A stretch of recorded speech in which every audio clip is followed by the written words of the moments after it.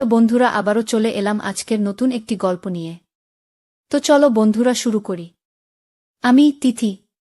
সাধারণ এক মেয়ে, এক শান্ত শহরে বড় হয়ে ওঠা। আমার দিদি তৃষা বিয়ে করে চলে গেছে কলকাতায়, আর তার স্বামী, আমার দুলাভাই অব্র, ছোটবেলা থেকেই আমাদের পরিবারের খুব কাছের। সেই বর্ষার দিনটা মনে আছে আজও। দিদি ও দুলাভাই এলেন আমাদের বাড়িতে কয়েকদিনের জন্য। আমি ছাদে বসে বই পড়ছিলাম। হঠাৎ কারো ছায়া পড়ল সামনে। তিথি, এখনো গল্পের বই ফেলে রাখিস না? চোখ তুলে দেখি দুলাভাই। হালকা ভেজা চুল, গায়ে হালকা সাদা কুর্তা। আমি হেসে বললাম, আপনারা এলেন, এখন পড়া কোথায় চলে গেছে কে জানে। ওই মুহূর্তে কিছু একটা ছিল, হয়তো বাতাসে, হয়তো চোখের দৃষ্টিতে। একটা অলিখিত টান, একটা পুরনো পরিচিত মানুষকে নতুনভাবে অনুভব করার মতো। দুলাভাই সবসময় দিদির যত্ন করে, খেয়াল রাখে, মজা করে। কিন্তু মাঝে মাঝে যখন ওর চোখ আমার চোখের দিকে থাকে, আমি অদ্ভুত এক অনুভব পাই। আমি জানি এটা ভুল। আমি জানি আমি কিছু চাইছি না।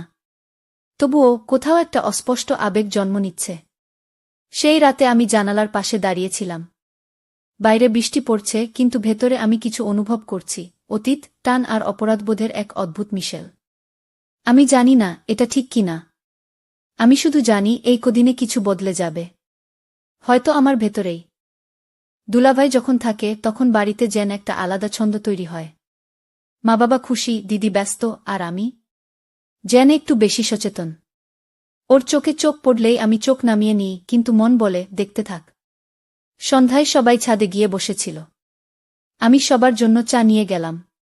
ট্রে ধরে দাঁড়িয়ে আছি, ও চা নিতে নিতে আমার আঙুল ছুঁয়ে গেল। সামান্য, একটুখানি। কিন্তু আমার হৃদস্পন্দন যেন আচমকাই বেড়ে গেল। ওর চোখে কোনো অতিরিক্ত কিছু ছিল না, ছিল না কোনো অস্বাভাবিকতা। কিন্তু আমি যেন ভেতর থেকে কাঁপতে লাগলাম। পরের দিন সকালে দিদি বাজারে গেল। বাড়িতে শুধু আমি আর দুলাভাই। ও ডাইনিং টেবিলের একপাশে বসে কিছু অফিসের কাজ করছিল। আমি চুপচাপ ওর পাশে গিয়ে বসে একটা ম্যাগাজিন উল্টাচ্ছিলাম। হঠাৎ বলল, তুই অনেক বড় হয়ে গেছিস রে তিথি। এখন তো কলেজ পড়ছিস। ভাবিনি এত পরিণত হয়ে গেছিস। আমি কিছু বললাম না। শুধু জিজ্ঞেস করলাম, আপনি কি আগের মতোই থাকবেন সবসময়? ওর চোখে কিছু মুহূর্তের জন্য অদ্ভুত এক নীরবতা খেলে গেল। সবসময় আগের মতো থাকা যায় না তিথি। সময় বদলে দেয়া অনেক কিছু। তারপর আর কোনো কথা হয়নি। কিন্তু আমার ভেতরে সেই কথাগুলো যেন ঢেউয়ের মতো প্রতিধ্বনি তুলছিল। বাড়ির সবার কাছে ওর পরিচয় দুলাভাই, কিন্তু আমার মনে আবার যেন নতুন পরিচয় নিচ্ছে। চেনা মানুষ, অথচ অচেনা অনুভব। দিদি তখনও বাজার থেকে ফেরেনি। দুপুরের রোদ জানালার ফাঁক গলে আমাদের ডাইনিং রুমে ছড়িয়ে পড়ছিল। দুলাভাই একমনে ল্যাপটপে কাজ করছিল। আমি চুপচাপ জলখাবার এনে ওর সামনে রাখলাম। ও একবার তাকাল। তুই এত যত্ন করিস কেন? আমি হেসে বললাম, কারণ আপনি আমাদের অতিথি। দিদির খুব যত্নের মানুষ, তাই গিয়েও আর কিছু বলল না। শুধু একরাশ চুপ থাকা। কিন্তু সেই চুপটাতেই যেন অনেক কথা ছিল। হঠাৎ ঘরের ঘড়ি বাজল, দুপুর 1টা। ও উঠে দাঁড়িয়ে জানালার পাশে গেল, বাইরের দিকে তাকিয়ে বলল, তিথি, তোকে একটা কথা বলি। মাঝে মাঝে তোর চোখে আমি একটা প্রশ্ন দেখি। কিন্তু উত্তর চাইবি না, প্লিজ গো। আমি হতভম্ব। উত্তর চাইব না মানে? আমার চোখে কি সত্যিই কিছু লেখা থাকে? আমি উঠে গেলাম, ধীরে ওর পাশে গিয়ে দাঁড়ালাম। এক ফাঁকে জিজ্ঞেস করলাম, আপনি কি আগের মতো থাকতে চান? ও আমার দিকে ফিরে তাকাল। নইলে দিদির সাথে থাকতেও এত স্বচ্ছন্দ বোধ করতাম না। তুই থাকলে সবকিছুই একটু বেশি জটিল হয়ে যায়। আমার ঠোঁটে হাসি এল, আবার চোখে জল জমে উঠল। আমরা দুজনেই জানতাম এই সম্পর্কের নাম নেই। তবুও অনুভব আছে। একটু অশ্লীল নয়, শুধু নীরব, গভীর। এক ধরনের ছায়াঘেরা ভালোবাসা। রাতে বিদ্যুৎ চলে গিয়েছিল। বাড়ি নীরব হয়ে গিয়েছিল অন্ধকারের মধ্যে। দিদি তখন নিচে রান্নাঘরে গ্যাসের আলোয় কিছু বানাচ্ছিল। আমি ছাদে উঠে গিয়েছিলাম একটু বাতাস খেতে। অবাক হয়ে দেখলাম দুলাভাইও ছাদে। এক কোণে বসে আকাশের দিকে তাকিয়ে আছে। মেঘে ঢাকা, নরম চাঁদের আলো ছড়িয়ে পড়েছে চারপাশে। আমি ধীরে ওর পাশে গিয়ে বসে বললাম, আকাশটা আজ কেমন অদ্ভুত না? ও হেসে বলল, আকাশও বুঝি কোনো সিদ্ধান্তে পৌঁছাতে পারে না। একটুও পরিষ্কার নয়। আমাদের মধ্যে নীরবতা নেমে এল। তবে সেটা অস্বস্তির না, বরং এক ধরনের স্বস্তির নীরবতা। আমি জিজ্ঞেস করলাম, আপনি কি কখনো নিজের ইচ্ছেগুলোকে থামিয়ে রেখেছেন শুধু অন্যদের কথা ভেবে? ও একটু চুপ করে থেকে বলল, হ্যাঁ তিথি, অনেকবার। কিন্তু প্রথমবার কেউ এমন করে জিজ্ঞেস করল ওর কথায় কেমন যেন একটা কম্পন ছিল। আমি জানি না কেন, মনে হচ্ছিল ওর পাশে থাকলে একটা নিরাপত্তা পাই। অথচ জানতাম সমাজ, সম্পর্ক, দায় সবকিছু মিলে আমাদের পথ আলাদা। কিন্তু সেই রাতটা, চাঁদের আলো, বাতাস আর নীরব অনুভব সব মিলিয়ে এক অস্পষ্ট জাদুর মতো। ও আস্তে করে বলল, তুই যদি আমার জীবনের আগে আসতিস। আমি থামালাম না, জিজ্ঞেসও করলাম না। শুধু মনে মনে বললাম, তাহলে কি হতো সেটা জানার সাহস আমার নেই। সেদিন শনিবার। বাড়িতে কেউ ছিল না। দিদি বোনের বাসায় গিয়েছে, মা বাবা গেছেন আত্মীয়ের বাড়ি। আমি ভেবেছিলাম সারাদিন হয়তো একা থাকব। কিন্তু দুপুরে হঠাৎ দুলাভাই এসে বললেন, আজ তোমার জন্য একটু সময় আছে আমার। আমি অবাক হয়েছিলাম, কারণ সাধারণত ও খুব ব্যস্ত থাকে। কাজ, ফোন, দিদির খেয়াল রাখা সবকিছুর মাঝে ওর নিজের জন্য সময় থাকে না। আমরা বসে পড়লাম বসার ঘরে। জানলা দিয়ে দুপুরের আলো ঢুকছিল, বাতাসে একরকম অলস গন্ধ। আমি বললাম, আজ সবাই নেই, কেমন অদ্ভুত না? দুলাভাই হাসলেন, অদ্ভুত আবার আরামদায়কও। সবসময় তো কেউ না কেউ থাকে। আজ যেন বাড়িটাই চুপ করে আমাদের কথা শুনছে। ওর কথাটা শুনে হঠাৎ বুকের মধ্যে কেমন যেন শব্দ করল।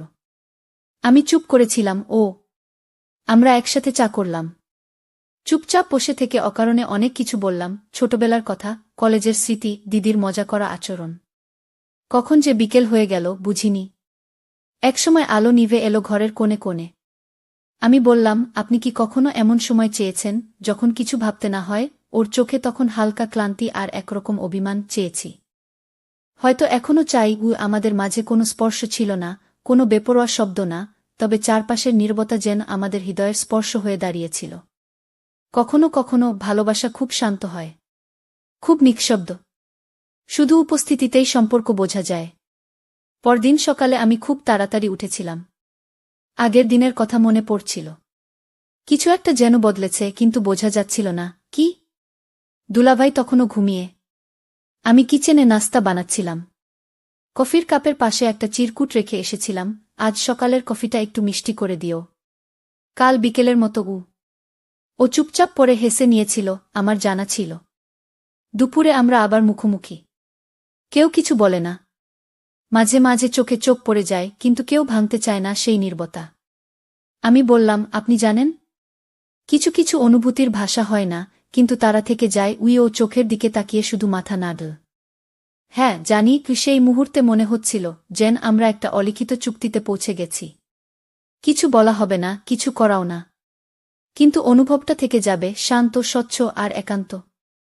দিন গড়িয়ে সন্ধ্যা। আমি বারান্দায় দাঁড়িয়েছিলাম, হালকা হাওয়া মুখে লাগছিল। হঠাৎ পিছনে পায়ের শব্দ। ও এসে দাঁড়াল পাশে। এই মুহূর্তটা যদি থেমে থাকত। আমি চমকে তাকালাম। বললাম, সব মুহূর্ত কি থামিয়ে রাখা যায়? ও হেসে বলল, না, কিন্তু কিছু অনুভব মনে থেকে যায় চিরকাল। ও সন্ধ্যা গড়িয়ে রাত। মা বাবা গ্রামে, বাড়িটা নির্জন, ছাদে ঠান্ডা বাতাস বইছে। আমি ছাদে দাঁড়িয়ে আকাশ দেখছিলাম, হঠাৎ পেছন থেকে পায়ের ধ্বনি। একা। দুলাভাই এসে পাশে দাঁড়ালেন। হ্যাঁ, আজকাল অনেক কিছুতেই একা লাগছে গি। আমার কথা শুনে ও চুপ করে রইল কিছুক্ষণ। তারপর বলল, সবাইকে তো বলা যায় না কিছু কথা, বিশেষ করে যারা সবচেয়ে কাছের। আমি অবাক হয়ে তাকালাম। ওর কণ্ঠে কেমন এক গলাভেজা গভীরতা। আপনি কি কাউকে কিছু বলতে চান? আমি আস্তে জিজ্ঞেস করলাম। হয়তো, কিন্তু ভয় হয় যদি সম্পর্কটাই বদলে যায়। ও চোখের দিকে তাকাল। সেই চোখে ছিল এক অপার্থিব কোমলতা। আমি চোখ নামিয়ে নিলাম। হঠাৎ ও বলল, তিথি, তুমি কি জানো, তুমি শুনতে জানো? ঠিক যেভাবে কেউ না বলেও সব বলে ফেলে আমার বুকের ভিতর কেমন কেঁপে উঠল। কিছু একটা ঘটছে যেটা ভাষায় বোঝানো যাবে না, কিন্তু অনুভবে ঠিকই টের পাওয়া যায়। ও পাশে দাঁড়িয়ে ছিল কিছুক্ষণ। তারপর বলল, আজ ভালো লাগল। কথা না বলেও অনেক কথা হল। আমি হেসে ফেললাম। তাহলে কি কালও এমন দেখা হবে? ও বল হালকা গলায়। আমি বললাম, হয়তো, যদি আকাশ আবার এমন করে ডাক পাঠায়। সেই দিনটায় আকাশ ছিল একেবারে নীল, যেন অনেক দিনের গোপন কথা বলার জন্য অপেক্ষা করছিল। আমি আর দুলাভাই, মানে এখন আর শুধু দুলাভাই বলা যায় না। আমাদের মাঝে যে দূরত্ব ছিল তা আর নেই। একসাথে বহু মুহূর্ত কাটানোর পর একদিনের এক নিরিবিলি দুপুরেই আমরা বুঝে ফেলেছিলাম এই সম্পর্কটা কোনো নামের অপেক্ষায় নেই, এটা অনুভবের। সেই দুপুরে আমি বারান্দায় বসে চুপ করেছিলাম। হাওয়ায় ওরা চুল সরাতে গিয়ে হঠাৎ ওর আঙুল আমার কপালে ছুঁয়ে যায়। তোমাকে দেখলেই এখন শান্তি পাই, ও বল হালকা গলায়। আমি কিছু বলিনি, শুধু চুপচাপ ওর দিকে তাকিয়েছিলাম। ওর চোখে যে গভীরতা, তাতে আর কোনো প্রশ্নের দরকার পড়ে না। ওর পাশে বসে আমি বললাম, এই সময়টা, এই শান্ত অনুভূতিটা কখনো ফুরিয়ে যাবে না তো? না, যদি আমরা শব্দের চেয়ে অনুভবকে গুরুত্ব দিই। ও বলল, আমার হাতটা আলতো করে ধরেই। কোনো প্রতিশ্রুতি ছিল না, ছিল না কোনো ঘোষণা। তবু যেন হৃদয়ের গভীরে এক মৌন মিলন ঘটে গেল, নীরব সম্মতির মতো। আমাদের ভালোবাসা কোনো চিঠিতে বন্দী নয়, কোনো 1 ঘণ্টার নাটকে গাথা নয়, এটা দিনে দিনে গড়ে ওঠা, চোখে চোখে বলা, হাওয়ায় ছুঁয়ে যাওয়া এক অদৃশ্য বন্ধন। তো বন্ধুরা, ভিডিওটি ভালো লাগলে কমেন্টে জানাবেন। এই রকম ভালোবাসার গল্প শুনতে চাইলে চ্যানেলটা সাবস্ক্রাইব করুন এবং পাশে থাকুন আর আপনার বেল আইকনটা বাজিয়ে রাখুন, যাতে নতুন ভিডিও আপলোড করা মাত্র আপনারা দেখতে পারেন।